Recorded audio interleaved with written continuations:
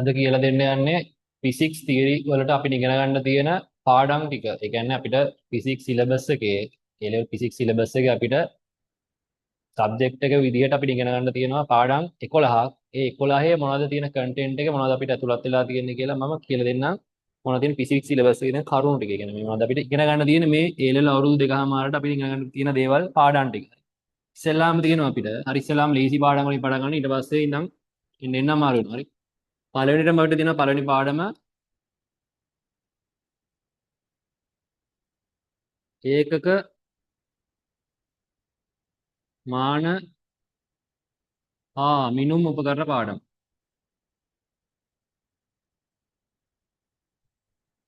පළවෙනි පාඩම ඒකක මාන මිනුම් උපකරණ පාඩම. ඊට පස්සේ දෙවෙනි පාඩම සිලබස් එකේ තියෙන ලොකුම පාඩම වර්ක් ලෝඩ් එක වැඩිම පාඩම ගොඩක්ම කාලය ගත වෙන පාඩම යාන්ත්‍ර විද්‍යාව පාඩම. මේක හරි වැදගත් පාඩමක් යාන්ත්‍ර විද්‍යාව. හරි යාන්ත්‍ර විද්‍යාව විශේෂයි. මොකද යාන්ත්‍ර විද්‍යාව තමයි ෆිසික්ස් වල මූලික සංකල්ප සිද්ධාන්ත ඔක්කොම තියෙන්නේ. හරි හේතුව තමයි මේ යාන්ත්‍ර විද්‍යාව මත පදනම් වෙලා ඉතුරු පාඩම් සියල්ලත් බේසික් ඒ කියන්නේ මේ බේස්මන්ට් එක මේ යාන්ත්‍ර විද්‍යාව පාඩම් වැටෙනවා. හරි. يعني ඉතුරු පාඩම් වලටත් මේ පාඩමෙන් ගැලපීම තියෙනවා. හරි. මූලික සංකල්ප ටික. ඒ යාන්ත්‍ර විද්‍යාව ගත්තට පස්සේ යාන්ත්‍ර විද්‍යාවේ තියෙන කන්ටෙන්ට් එක හරි අණු කන්ටෙන්ට් එක මම ලියන්නම් මෙතනින් ඒක ගොඩක් දිගයි. හරි කන්ටෙන්ට් ගොඩක් තියෙනවා මේ යාන්ත්‍ර විද්‍යාව වල සාමාන්‍ය යාන්ත්‍ර විද්‍යාව පාඩම හරියාකාරව නිකන් කර අපි සාමාන්‍ය කරගෙන ගියොත් මේ පන්ති ෆ්ලෝ වෙන විදියට අවසාන වශයෙන් එන සාමාන්‍යයෙන් අවුරුද්දක් විතර ගත වෙන පාඩම මේ යාන්ත්‍ර විද්‍යාව. කියන්නේ මේ මුල් පාඩමයි දෙවෙනි පාඩමයි ඔක්කොටම අවුරුද්දක් විතර ගත වෙනවා ඉවර කරගෙන මේ යාන්ත්‍ර විද්‍යාව පාඩම වර්ක් ලෝඩ් එක වැඩි කිව්වන කලින් මේක කවර් කියන්නේ මේකේ තියෙනවා කන්ටෙන්ට් එක ගොඩක්. හරි මම කියන්නේ මේ පාඩමට විතරක් හරි මේ යාන්ත්‍ර විද්‍යාව පාඩම ලොකු හින්දා ඒ කියන්නේ අපි හිතමුකෝ තව පාඩමක් තියෙනවා කියලා. ඒ පාඩම සම්පූර්ණ ඒ පාඩමක් තමයි මේ යාන්ත්‍ර විද්‍යාව පාඩම එක අණු කොටසක් කියන්නේ. ලොකුයි පාඩම. හරි මේ යාන්ත්‍ර විද්‍යාව පාඩම ගොඩක් ලොකුයි. හරි මේකේ තියෙන අණු කොටස් ටික මම යටින් යටට පෙළ ගස්සලා පෙන්නන මොනවද තියෙන්නේ කියලා. හරි. මුලින්ම අපිට හම් වෙනවා යාන්ත්‍ර විද්‍යාව පාඩමේදී දෛසික.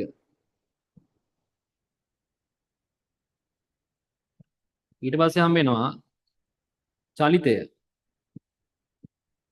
චලිතේ තියෙනවා ආකාර ගොඩක්. ඒ කියන්නේ චලිතය ආයේ කොටස් කීපයකට බෙදෙනවා. චලිතය අපි කතා කරන්න පුළුවන් චලිතය සරල රේඛීය චලිතය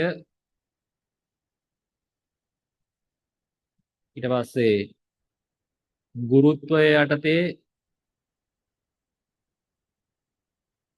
සිරස් චලිතය ඊට පස්සේ ගුරුත්වය යටතේ ආනත චලිතය ඊට පස්සේ සාපේක්ෂ චලිතය ඊටත් පස්සේ චලිත ප්‍රස්ථාර දෙනවා ಜಾති පහක්. හරි. පහ වෙන වෙනම විස්තර කරන්නම් මේ පාඩමට ආවට පස්සේ. හරි. චලිත ප්‍රස්ථාර පහ කියන පහක් අපි නම් කරොත් එහෙම තියෙනවා විස්ථාපන කාල ප්‍රස්ථාර, ප්‍රවේග කාල ප්‍රස්ථාර, ත්වරණ කාල ප්‍රස්ථාර, දුර කාල ප්‍රස්ථාර, වේග කාල ප්‍රස්ථාර. හරි ඔය ප්‍රස්ථාර පහ තියෙනවා. ඒතකොට චලිත පාඩමේදී මෙන්න මේ කොටස් ටික තමයි අපිට කතා කරන්න තියෙන්නේ. හරි. නිකන් අපි සරල වෙලොත් මේවල මොනවද තියෙන්නේ කියලා සරල රේඛී චලිතය තියෙන්නේ. කියන්නේ සාමාන්‍ය අපි දන්නවා මේක අද ඕ ලෙවල් වල තිබ්බා විස්ථාපනයේ දුරයි අතර වෙනස. විස්ථාපනය කියලා කියන ආරම්භ කර අපි මොකක් හරි ස්ටාර්ටින් පොයින්ට් එකකින් පටන් අරන් ගමන් කරනවා. අපි මොකක් හරි පාත් එක ගමන් කරනවා. ඒක දුර. ඒතොර ඒ පටන් ගත තැනයි අවසාන ලක්ෂයයි අතර තියෙන කෙටිතම දුර, කෙටිතම සරල රේඛී දුර විස්ථාපනයනේ. අර ඒ විස්ථාපනෙත් එක්ක කරන ගනුදෙනු අදාළ ගණන තමයි මේ සරල රේඛී චලිතය වැටෙන්නේ. හරි. අපි සලකන්නේ මොකක් හරි චලිතයක් සලකුවොත් මේ චලිතේ රේඛීය චලිතය සලකලා විතරයි අපි මේ පාඩමේදී මෙන්න මෙතන මේ අණු කොටසෙදි සාකච්ඡා කරන්නේ.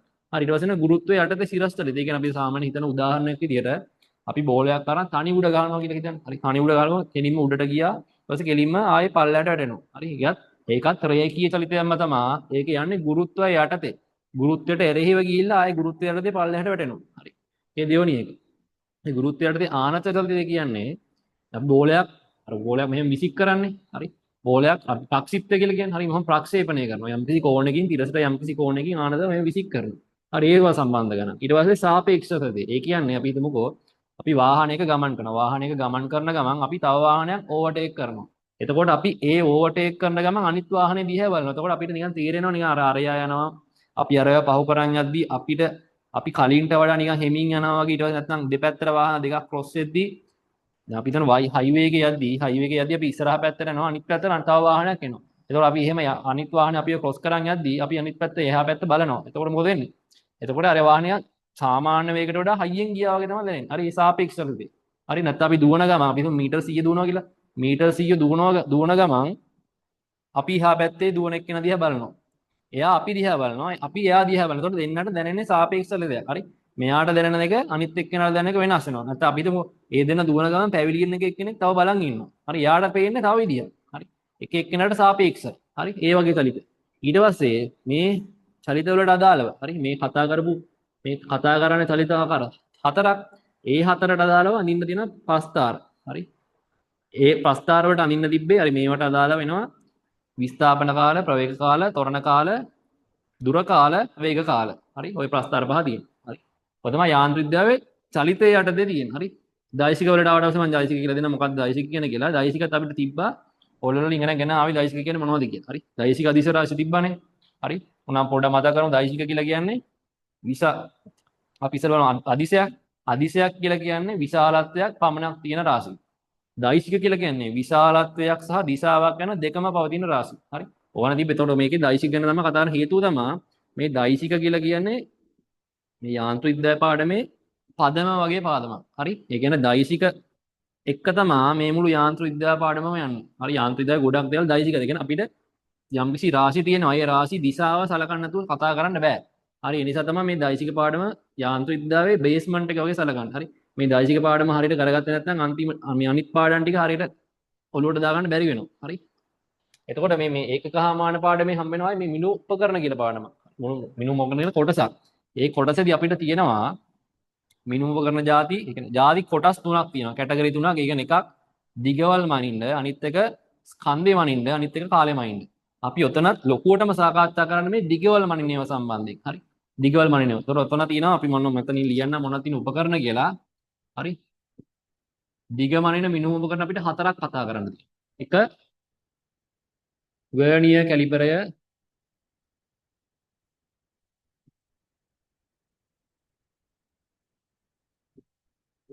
වර්නියර් කැලිපරය, ඊට පස්සේ මයික්‍රෝමීටර්,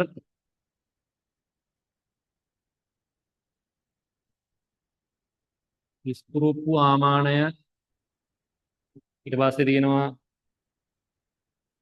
ගෝලමානය, ඊට පස්සේ චලාන් වීක්ෂය. හරි. ඔය දිග මනින උපකරණ. දිග මනින උපකරණ හතරක් කතා කරන්න තියෙනවා. ඊට පස්සේ අපිට මනින්න තියෙනවා ස්කන්ධේ මනින්න. ස්කන්ධේ මනින උපකරණ. ස්කන්ධේ මනින උපකරණ ප්‍රධාන වශයෙන් තුනක් තියෙනවා. හරි. තුනක් තියෙනවා. පළවෙනි එක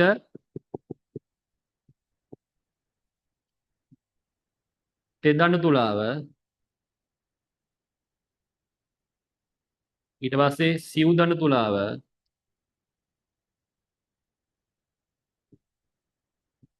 ඊට පස්සේ ඉලෙක්ට්‍රොනික තුලාව.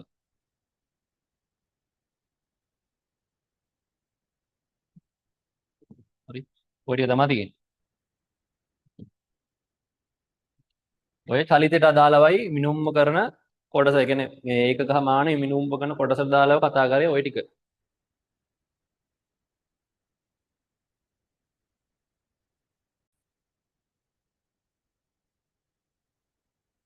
ඊළඟට හම්බ වෙනවා චලිතෙන් පස්සේ බලය කියන කොටස. හරි. බලය. අපිට හම්බ වෙනවා බලය. බලය පාඩම. බලය පාඩම ප්‍රධාන කොටස් දෙකයි. හරි. එකක් තමා ස්ථිති විද්‍යාවයි ගති විද්‍යාවයි. ස්ථිති විද්‍යාව කියන්නේ බලයක් දුන්නා කියලා චලිත වෙන්නේ. හරි. බල සමතුලිතතාව. හරි. බල සමතුලිතය තිබ්බ කතා කරන ඕලවල බල සමතුලිතය. මෙතන තියෙන බලයක් දීලා චලිත වෙන කතා. ඒ කියන්නේ ගති විද්‍යාවේදී අපි කතා කරන්න තියෙන්නේ නිව්ටන් නියම සම්බන්ධය. නිව්ටන් නියම සම්බන්ධයෙන් තමයි මේ ගති විද්‍යාවේදී කතා කරන්න තියෙන්නේ. මේ ස්ථිති විද්‍යාවේදී කතා කරන්න තියෙන්නේ බල සමතුලිතතාවය. බල සමතුලිතතාවය. හරි. ඔක තමයි බලයේ පාඩමේ තියෙන්නේ. හරි. ඊට පස්සේ හම්බ වෙනවා. හරි ඊළඟ පාඩම. මෙතනම ලියන්නම් ඊළඟ පාඩම කාර්ය ශක්තිය සමතාවය.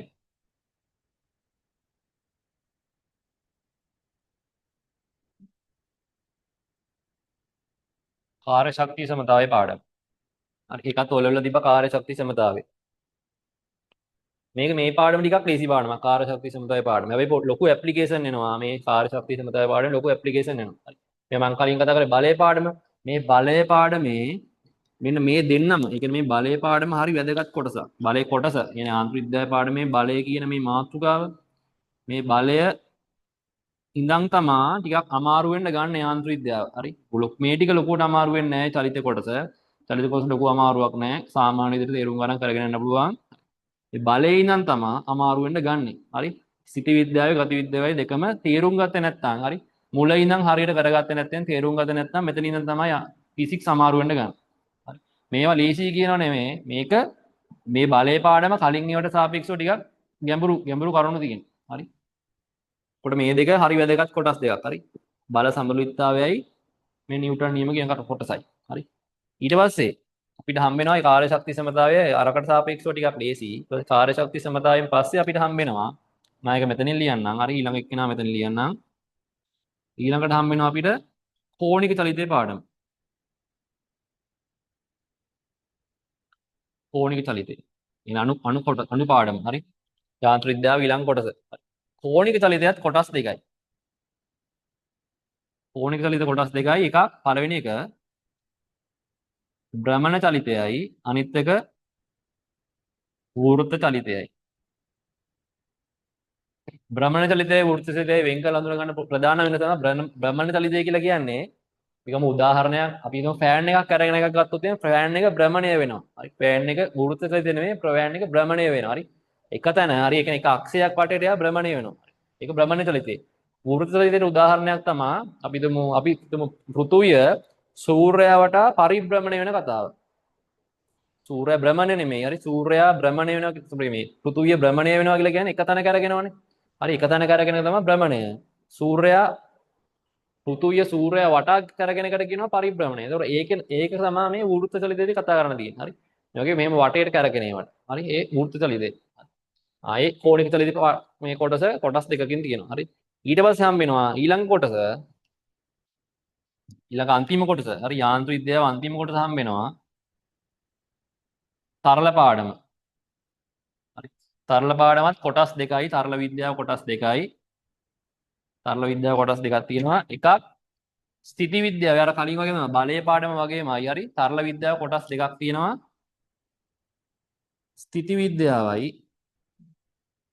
ස්ථිති විද්‍යාවයි ගති විද්‍යාව. නැත්නම් මේ ස්ථිති විද්‍යාව කියලා කියන්නේ ද්‍රව ස්ථිතිය. ද්‍රව ස්ථිතිය ගැන තමයි කතා කරන්න තියෙන්නේ. ද්‍රව ස්ථිතිය ආයේ ගති විද්‍යාවට කතා කරන්න තියෙන තරල ගතිය. ඒ කියන්නේ ගමන් කරන තරල. මේ ස්ථිති විද්‍යාව ගැන ඔය මොනවද මේ අපි කතා කරේ මොනවද තිබ්බේ යම්කිසි ද්‍රවයක් යම්කිසි ස්ථානයක ඇතුලේ පීඩනය හොයන්න. හරි මාර මතක තිබ්බේ මොනවද? පීඩන සමාන HρG හොයලා ගන්න තිබ්බේ අන්න ඒ වගේ කතා. හරි ද්‍රව ස්ථිතිය ආයේ පැස්කල් මූලධර්මයේ ඔලවල තිබ්බ අර ද්‍රාවජක්කුවේ කතාව අන්න ඒ වගේ කතා ටික. හරි මං කිව්වේ නිකන් සාමාන්‍ය සරල උදාහරණ ටික තමයි මේ කිව්වේ. හරි ඊට වඩා ගැඹුරුයි පාඩම ගැඹුරුයි. හරි මේ මෙතන ඉඳන් තමයි අමාරු වෙන්න ගන්නෙ. මෙතනින් පස්සේ ගෙලින්ම මෙතන මේ ටික යනවා කියලා මේ ටික. හරි බලය චලිතින් ඉඳන් තමයි අමාරු වෙන්න ගන්නෙ. හරිද? චලිතෙන් පටන් ගත්ත මෙතන අමාරුයි කොටස. හරි හරියට තේරුම් ගත්තේ නැත්නම් අමාරුයි. හරියට තේරුම් අරන් ගානට අනිත් එක තමයි මේ කටපාඩම් කරලා වල දාන්න බෑ. හරිද? කටපාඩම් කරලා මේව කරන්න බෑ. හරියට concept තේරුම් අරන් තරකින් තමයි ගණන් හදන් යන්න ඕන. හරි? ඒ කියන්නේ මේක වගේ ගණන් හැමදාම දෙන්නේ නැහනේ. හරි? ගානෙන් ගානට වෙනස්. හරි? ඇප්ලිකේෂන් එක වෙනස් වෙනවා. ගානෙන් ගානට වෙනස් වෙනවා. හරි? ඒ නිසා මෙතනදී තර්කයේ තේරුම් ගන්න ඕනේ. හරි? තර්කයෙන් තමයි වැඩ යන්න තියෙන්නේ. හරි? ඒතර ද්‍රව ස්ථිතියේදී හරි ඊට පස්සේ තරල ගතිය තියෙන්නේ ගමන් කරන තරල සම්බන්ධයෙන් තමයි ඉගෙන ගන්න තියෙන්නේ. හරි? ගමන් කරන තරල. ওই ටික තමයි හරි මේ යාන්ත්‍ර විද්‍යාව කොටසට ඉගෙන ගන්න තියෙන්නේ. යාන්ත්‍ර විද්‍යාව. හරි? මේ ටික තමයි යාන්ත්‍ර විද්‍යාවට තියෙන්නේ. ඊට පස්සේ තුන්වෙනි පාඩමට තුන්වෙනි පාඩමේ තියෙන්නේ දෝලන හා තරංග. හරි මම මේ ටික මම කලින් ඉන්නම්.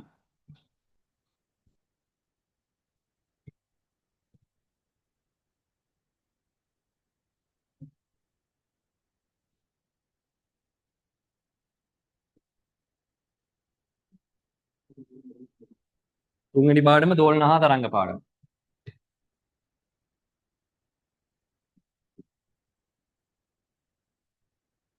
දෝලන හා තරංග.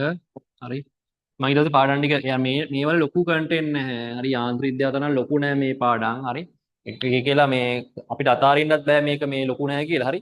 කන්ටෙන්ට් එක තියෙනවා යාන්ත්‍රික විද්‍යාව තරම් බර නෑ. මේ පාඩම ලොකුවට බරක් නෑ. හරි. බර නෑ කියලා කියන්නේ අතාරින්න බෑ පාඩම කියන්නේ බර නෑ කියලා මං කිව්ව කන්ටෙන්ට් එක යන කාලේ මේ පාඩම කවර් කරන්න යන කාර්යය ඒ වගේම තියෙන කරුණු වල ගැඹුරුතාවය අරවට සාපේක්ෂව අඩුයි. යාන්ත්‍රික විද්‍යාවට සාපේක්ෂව අඩුයි. ඒ කියන්නේ මෙහෙමයි. පේපරේත් හරි ෆිසික්ස් පේපරේත් ගොඩක්ම ලකුණු හම්බෙන්නේ යාන්ත්‍රික විද්‍යාව පාඩමේ.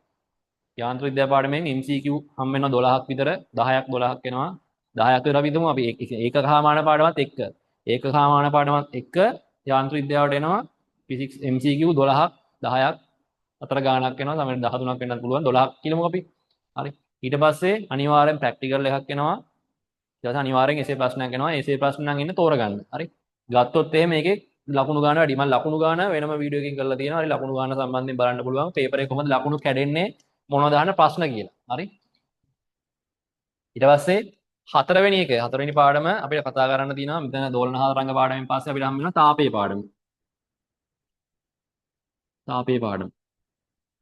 තාපය තමා මේ තාපේ පාඩම තමයි දෙවණියට ෆිසික්ස් වල දෙවණියට ලොකුම පාඩම. යාන්ත්‍රික විද්‍යාව තමයි ලොකුම පාඩම, කන්ටෙන්ට් එක ලොකුම පාඩම.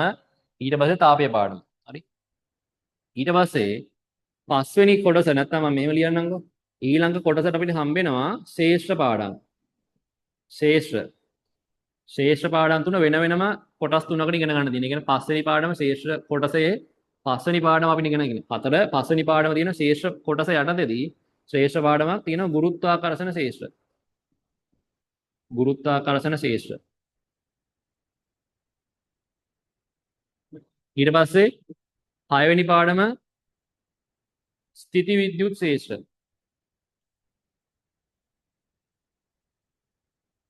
ස්ථිති විද්‍යුත් ශේෂ්ත්‍ර. ඊට පස්සේ 7 වෙනි පාඩම චුම්බක ශේෂ්ත්‍ර.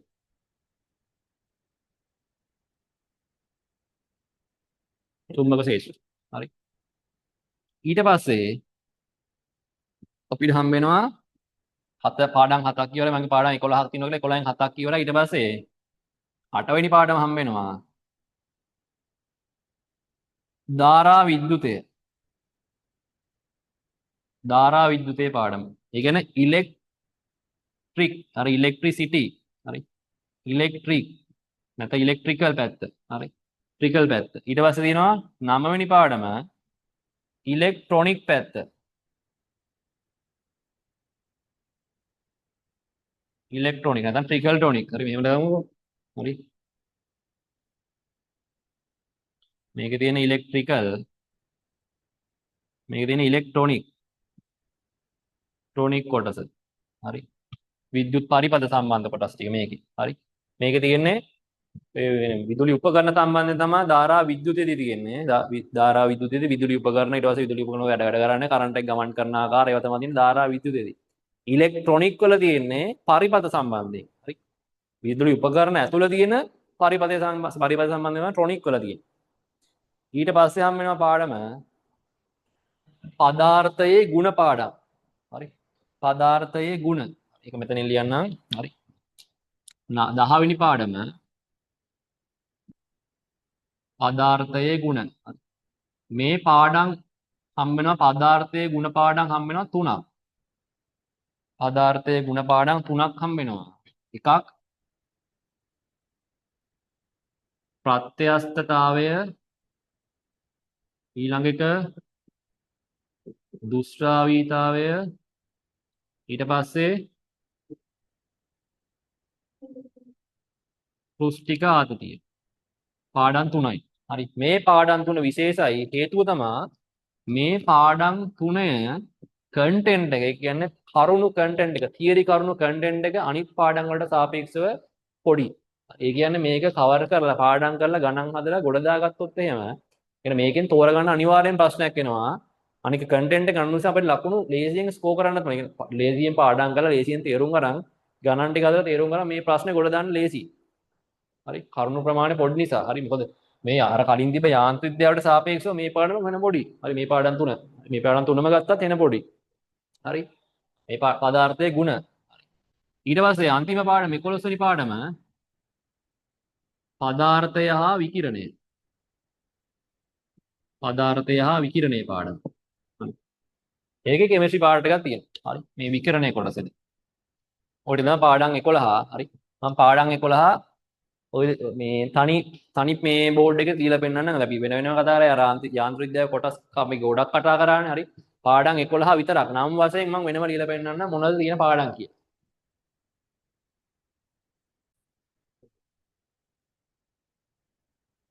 හරි මෙතන දාලා තියෙනවා අපි කතා කරපු ෆිසික්ස් තියරි වලට අපි ඉගෙන ගන්න තියෙන පාඩම් 11ම ඔක්කොම ටික. හරි මුළු සිලබස් එකම මේ ටික තමයි තියෙන්නේ. හරි ඒකක හා මම ඕනා මතක් කරගෙන මොනවද තිබ්බ කන්ටෙන්ට් එක කියලා. හරි ඒකක හා මාන පාඩම ඊට පස්සේ ඒකක මාන මිනු උපකරණ කොටස ඊට පස්සේ යාන්ත්‍ර විද්‍යාව කොටස ඊට පස්සේ දෝලන හා තරංග තාපය ශ්‍රේෂ්ඨ පාඩම් තුනක් තියෙනවා.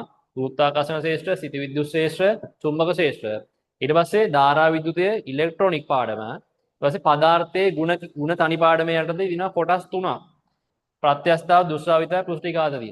ඊට පස්සේ අන්තිම පාඩම පදාර්ථය හා විකිරණය කොටස. හරි. මෙන්න මෙතන හරි මේ ඒකක මාන විනෝපකරණ යාන්ත්‍ර විද්‍යාව කොටස කවර වෙනද? සාමාන්‍යයෙන් හරි සාමාන්‍යයෙන් අවුරුද්දකට ආසන්න ප්‍රමාණයක් නෙවෙයි. හරි මාස 10ක් 12ක් අතර කාලයක් කරන මේ ටික කවර වෙනවා. කන්ටෙන්ට් එක වැඩි නිසා වර්ක් ලෝඩ් එක වැඩි. හරි. ඉතුරු ටිකේ හරි ඉතුරු අවුරුදු දෙකමාර ටික තමයි මෙන්න මේ ටික තියෙන්නේ. හරි. ඒතකොට හිතන්නකෝ මේ යාන්ත්‍ර විද්‍යාවට කොච්චර කවරේජ් එකක් තියෙනවද කියලා. ලොකු කන්ටෙන්ට් එකක් තියෙන්නේ. හරි. ඊට පස්සේ ලොකු පාඩම මේ තාපේ පාඩම. යාන්ත්‍ර විද්‍යාවට තාපය තමයි ලොකුම කන්ටෙන්ට් දෙකට තියෙන්නේ. හරි. ඒතකොට මේ ටික තමයි සාමාන්‍යයෙන් හරි ලංකාවේ LL ෆිසික්ස් වල හරි ෆිසික්ස් සිලබස් එකේ අපිට තියෙන ඉගෙන ගන්න තියෙන පාඩම් 11. හරි. මේ පාඩම් 11 කවර් කිරීම තමයි තියරි පන්තික සාමාන්‍යයෙන් සිද්ධ වෙන්නේ.